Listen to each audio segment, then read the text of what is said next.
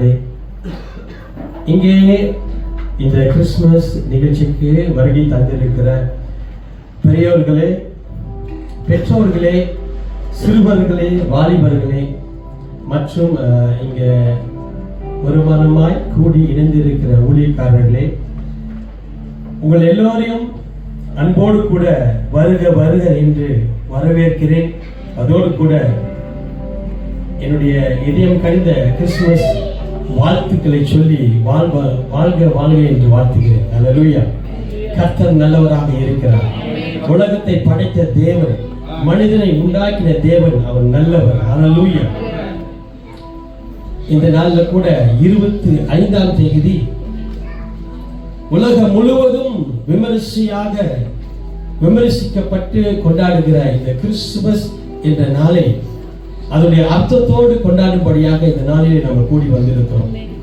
Christmas என்றாலே ஒரு இயேசு கிறிஸ்து பிறந்த நாளை அவர்கள் கொண்டாடுகிறார்கள் என்று சொல்லி அநேகர் இந்த நாளில் கூட உலகத்தில் அவர் கொண்டாடி கொண்டிருக்கிறார்கள். பலவிதமாக விதங்களிலே அவர்கள் கொண்டாடி கொண்டிருக்கிறதை நாம் அறிகிறோம், பார்த்திருக்கிறோம்.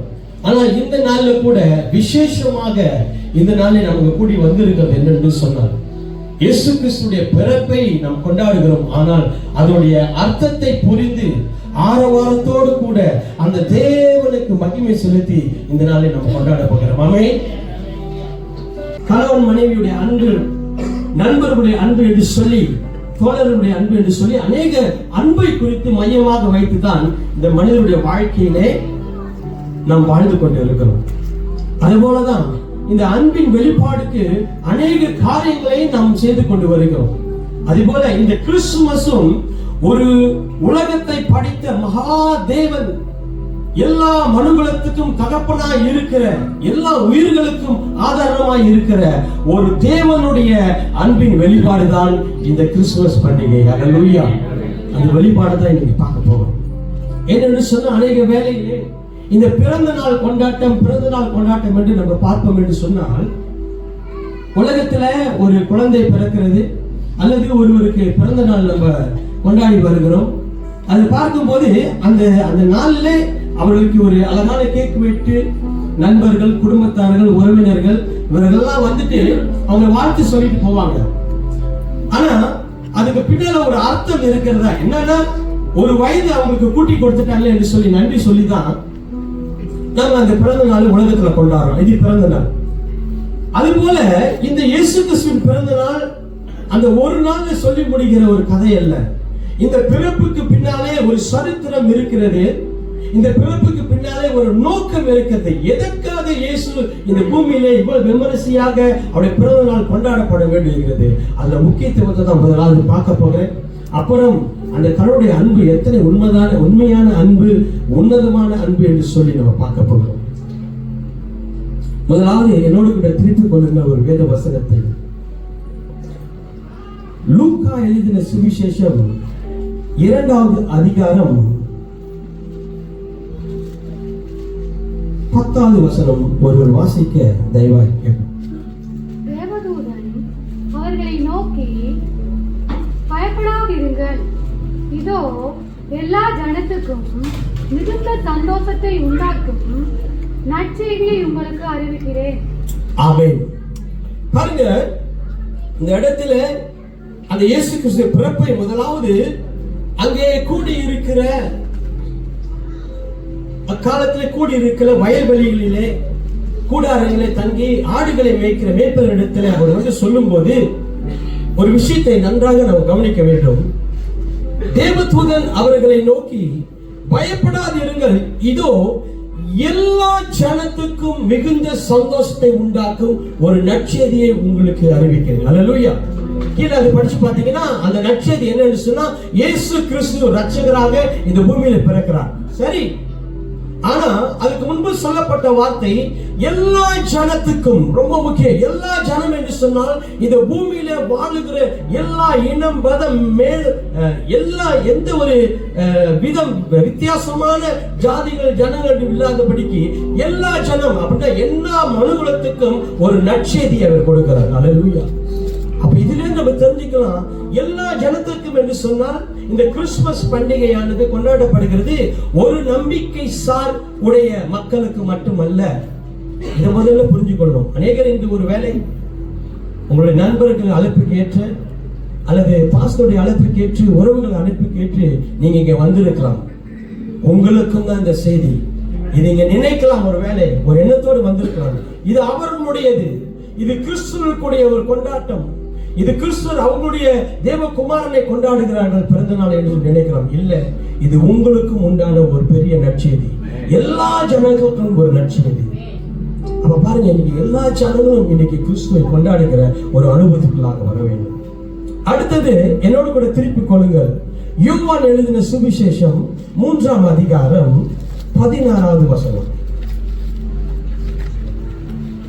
நான் உங்களுக்கு இந்த கிறிஸ்துவின் பிறப்பின் முக்கியத்துவத்தை, ஏன் எல்லா ஜனங்களும் இதுல அனுபவப்படணும், இதை சந்தோஷப்பட்டு ஏற்றுக்கொள்ளணும், இயேசுவின் பிறப்பை நீங்கள் கொண்டாட வேண்டும்.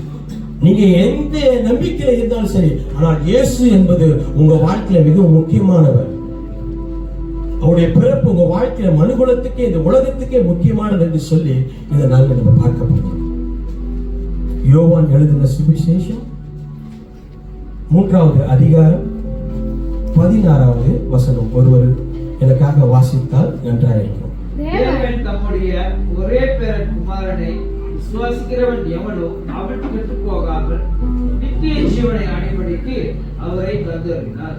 இவ்வளவாக உலகத்தில் அன்பு கூர்ந்தார். ஆமென். அவர் பாருங்க, எதுக்காக இந்த பூமியில அவர் இயேசு கிறிஸ்து அனுப்பினார்?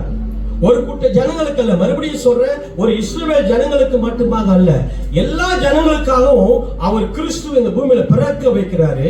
அந்த பிறப்புக்கு பின்னால ஒரு முக்கிய நோக்கம் இருக்குது, கடவுளுடைய நோக்கம். அது என்னன்னு சொன்னா, எல்லா ஜனங்களும் கிறிஸ்துவை பற்றி நீ அறிய வேண்டும், எல்லா ஜனங்களும் கிறிஸ்துவை பற்றிய நன்மையை நீங்கள் புரிந்து கொள்ள வேண்டும், எல்லா ஜனங்களும் கிறிஸ்துவை உங்க வாழ்க்கையில ஒரு குடும்பத்தின் நபராக ஏற்றுக்கொள்ள வேண்டும். கிறிஸ்துவம் என்பது ஒரு மத ரீதியில பார்க்கப்படுகிற, கிறிஸ்துமஸ் என்பது ஒரு மத ரீதியில கொண்டாடப்படுகிற ஒரு விஷயமே இல்ல. எல்லா ஜனங்களும் சமாதானமாக விடுதலையோடு கூட அவருடைய பிறப்பை ஏற்றுக்கொள்கிற ஒரு முக்கியமான நிகழ்ச்சியா இருக்கிறது. அதுதான் இந்த வசனத்துல பார்க்கிறோம். பாருங்க, கடவுளுடைய அன்பு அவர் சொல்றாரு. கடைசியில என்ன சொல்லப்பட்டிருக்கு பாருங்க, உலகத்தில் தேவன் தம்முடைய ஒரே பேரான குமாரனை விசுவாசிக்கிறவன் எவனோ அவன் கெட்டு போகாமல் நித்திய ஜீவனை அடையும்படிக்கு அவரை தந்தருளி இவ்வளவாய் இந்த உலகத்தில் அன்பு கூர்ந்தார். உலகத்துக்கு அன்பை இயேசு கிறிஸ்து மூலமா அவர் கொடுக்கிறார். அப்ப அந்த இயேசு கிறிஸ்து மூலமா எதுக்கு அந்த அன்பை கொடுக்கிறாரு? மற்றும் வெறும் இந்த பிறந்த நாள் கொண்டாடத்துக்கு மட்டுமா? அதுக்கு பின்னால ஒரு அர்த்தம் இருக்குங்க. பாருங்க, இந்த இயேசு கிறிஸ்துவின் பிறப்புக்கு பின்னால ஒரு முக்கியமான விஷயம் இருக்கு. அதுதான் கிறிஸ்துவின் சிலுவை நின்று கொண்டிருக்கிறது. அல்லேலூயா. பிறப்பிலே அந்த மாட்டு கொட்டையிலே அவர்கள் கிடத்தி வைத்திருக்காங்க, அவங்க வைக்கப்பட்டார். ஆனா எல்லாமே அந்த மாட்டு கொட்டகை கொண்டாட்டம், மாடு அலங்காரம் இதோடு கூட நிறுத்தி விடுகிறோம். ஆனால் அதற்கு பின்னாலே சொல்லப்படுகிற சிலுவையை அநேக நேரத்தில் நம்ம மறந்து விடுகிறோம். இன்று அந்த சிலுவை உங்கள் காட்டதான் நான் வந்திருக்கிறேன். எதுக்காக இயேசு பிறக்க வேண்டும்? ஏன் இந்த உலகத்துல அவர் அன்பு கூர்ந்தார்னா, முதல்ல கடவுளுடைய அன்பு இந்த மனிதர் மேல இருப்பதுனாலே அவர் குமாரனை கொடுத்தார். எதற்காக கொடுத்தார்? பிறந்துட்டா மட்டும் போதுமா? இயேசு கிறிஸ்து மனிதனுக்கு அதனால என்ன லாபம்? இயேசு கிறிஸ்து பூமியில பிறக்க வைத்ததே அவர் சிலுவைக்கு போய் மரணத்தை சந்திக்க வேண்டும். அல்லேலூயா. அவர் சிலுவையில பெற்று மனுகுலத்துக்காக, பாவ மன்னிப்புக்காக ஒரு ரத்தத்தை சிந்தப்பட வேண்டும், பாடுபட வேண்டும் என்ற ஒரு முக்கிய காரணத்தை வைத்துத்தான் அவர் இந்த நாளிலே அவர் உலகத்துக்கு குழந்தையாக பிறக்கப்பட்டார். அல்லேலூயா. இதுதான் கிறிஸ்துவின் பிறப்பின் உண்மை. பிறப்பு பின்னால ஒரு உண்மை இருக்கிறது. அப்ப உதாரணமா பார்க்க போனா, நம்ம சிலுவையிலேந்து வரணும் கிறிஸ்துவ பிறப்பை பார்க்கிறதுக்கு. நீ ரட்சிக்கப்பட, மனுகுலங்கள் பாவத்திலிருந்து மீளப்பட, ஆதாம் ஏவாள் செய்த அந்த தவற்றினாலே, கீழ்ப்படியாமையினாலே, அந்த பிசாசாலே, எதிராளியினாலே, வஞ்சிக்கப்பட்டதினாலே அவர்கள் தேவ சாயலை இழந்தார்கள். மாம்சத்தினுடைய கனியை புசித்ததினாலே அவர்கள் பாவிகளாக ஆக்கப்பட்டார்கள். தேவன் அந்த பாவத்துக்கும் அவருக்கும் சம்மதம் இல்லை என்று விலகிவிட்டார். என்ன நடக்கிறது? தேவனுடைய மனம், அதான் தேவனுடைய அன்பு எப்படி காட்டுறான்னு அதை சொல்றேன். தன் சாயல்ல படைத்த தன்னுடைய பிள்ளைகள், தன்னுடைய இந்த மனுக்குலங்கள் பாவத்துல போனோனே அவங்களை விடுவிப்பதற்கு வந்துட்டு அவருக்கு வேற என்ன வழி இருக்கிறது? எந்த வழி செலுத்தினாலும் அவருக்கு அதை ஏற்றுக்கொள்ள முடியாது. ஏன்னா அந்த உலகத்தை படைத்த தேவன், அந்த அன்பு நிறைந்த தேவன் வந்துட்டு ரொம்ப பரிசுத்தமானவர். அது எஸ்ஐயா நீங்க வந்து 6ஆம் அதிகாரத்தை நீங்க பார்க்கலாம். சேனைகளின் கர்த்தர் பரிசுத்தர் பரிசுத்தர் பரிசுத்தர். அப்ப பாருங்க, இப்படி பரிசுத்தம் உள்ள ஒரு நிலையில ஏதேன் தோட்டத்தை படைத்த இந்த ஆதாமும் ஏவாளும் அவர்கள் சாத்தானுடைய சூழ்ச்சியினாலே வஞ்சிக்கப்பட்டு அந்த கனியை புசித்து பாவத்தில் நிரம்புவதனாலே தேவனுக்கும் அதுக்கும் சம்பந்தம் இல்லாம இருந்தார்கள் மனிதர்களுக்கு. இப்ப இந்த நிலையை மாற்றுவதற்காக தான் அவர்களுடைய சொந்த குமார் என்று பாராமல் தன்னுடைய சாயலை படைக்கப்பட்ட அந்த மனுகுலத்தை மீண்டுமாக அந்த பாவத்திலிருந்து விடுதலை செய்வதற்காகத்தான் இந்த பூமியிலே அந்த குமாரனை பிறக்க வைத்தார். ஹல்லேலூயா. இப்ப தெரியுதுங்க எதுக்கு இயேசு பிறந்திருக்கிறார். நாம் இன்னும் ஒரு வேளை கொண்டாடி விட்டு விருந்துகள் சாப்பிட்டு விட்டு சந்தோஷமாக போய்விடலாம். ஆனா அந்த பிறப்பின் அர்த்தம் நமக்கு தெரியுமா? தேவனுடைய அன்பு அதுல வெளிப்படுது. இங்க சொல்லியிருக்க தேவன் இவ்வளவாய் உலகத்தில் அன்பு கூர்ந்தார் என்று சொன்னால் அந்த அன்புக்கு எதுக்காக தெரியுமா? உங்கள் மேல, எங்கள் மேல, இந்த உலகத்தில் இருக்கிற எல்லா ஜனங்கள் மேலையும் தேவன் வைத்த அன்பு அந்த கிறிஸ்துவை தன் சொந்த குமாரன் என்று பாராமல் பூமிக்கு கொடுத்ததுதான். ஹல்லேலூயா. ஏனென்று சொன்னா நம்ம அந்த பாவத்திலிருந்து விடுதலை பெறணும். இயேசு கிறிஸ்து அந்த தேவ திட்டத்தின்படியே குறிப்பிட்ட காலத்துல சிலுவை சுமந்து நம்முடைய பாவங்களுக்காக, நம்முடைய மீறுதலுக்காக, நம்முடைய அக்கிரமங்களுக்காக அவர் பாடுபட்டு. ஏன் இயேசு கிறிஸ்துவ இன்னைக்கு பிறப்பை பத்தி யோசிக்கிறோம், இறப்பை பத்தி யாரும் யோசிக்க மாட்டோம். ஆனா பிறப்புக்கும் இறப்புக்கும் சம்மதம் இருப்பதை நான் உங்களுக்கு காட்டிக் கொண்டிருக்கிறேன். ஹல்லேலூயா. ஏன் அத்தனை பாடுகள்? ஒருவேளை ரட்சிக்கப்பட்டு சபைக்கு வந்தவர்களுக்கு தெரியும், வேதத்துல நீங்க படிச்சிருப்பீங்க, பிரசங்கத்துல நீங்க கேட்டிருப்பீங்க. ஆனா இன்னைக்கு எத்தனையோ நண்பர்கள், சகோதர சகோதரிகள் வந்திருக்கீங்க. கிறிஸ்துவின் பிறப்பு, he born to die. அவர் பிறந்ததே இறப்பதற்காக. எதற்காக? பாவ மன்னிப்புக்கென்று தேவ திட்டத்தின்படியே ஒரு பரிசுத்த ரத்தம் சிந்தி நம்முடைய பாவங்களெல்லாம் கழுவி மீட்டுக் கொள்வதற்காகவே அந்த சிலுவைக்காகவே பிறந்தார். நீங்க பார்க்கலாம், ஏன் ஒரு தேவ குமாரன் என்று சொல்லுகிறார்களே, அவருக்கு ஏன் இவ்வளவு பாடுகள், அவர் ஏன் இப்படி சிலுவையில அடிக்கிறாங்க? சில படங்களை பார்க்கலாம், The Passion of the Christ.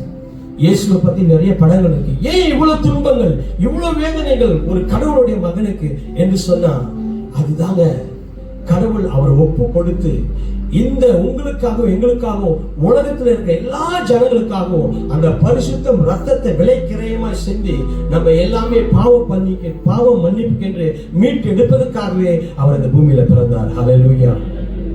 இதுதான் கிறிஸ்துமஸின் அர்த்தம். பிறப்பு என்று சொன்னால் சிலுவையை காட்ட வேண்டும். ஹல்லேலூயா.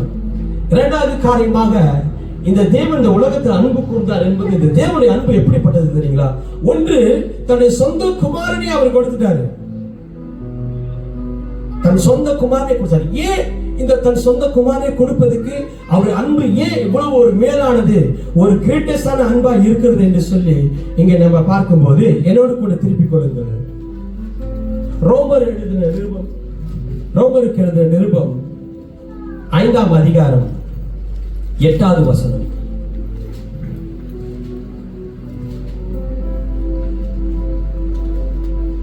நாம் பாவிகளாய் இருக்கையில் கிறிஸ்து நமக்காக மரித்ததினாலே தேவன் நம்மேல் வைத்த தமது அன்பை விளங்க பண்ணுகிறார்.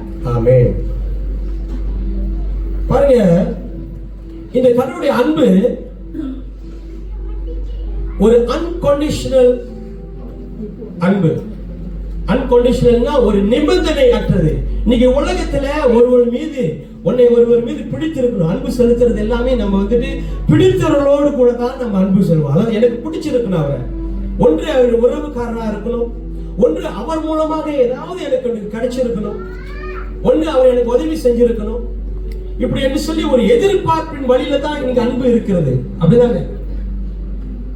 ரோட்ல போறவனுக்கு யாருமே ஓடி போய் அன்பு காட்டுறது இல்ல. அது ஒரு மனிதனுடைய அந்த சிஸ்டம்லயே இல்ல, நடவடிக்கையே இல்ல.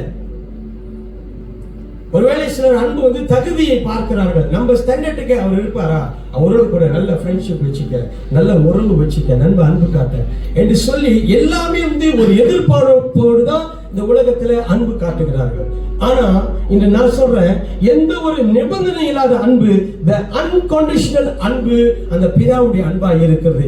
ஏன் என்று சொன்னால், உங்களுக்கும் எனக்கும் அந்த கிறிஸ்துவை அவர் இந்த உலகத்துக்கு கொடுத்தது எதுக்காக தெரியுமா? என்ன நிலையில திரும்ப அவர் கொடுத்தாரு?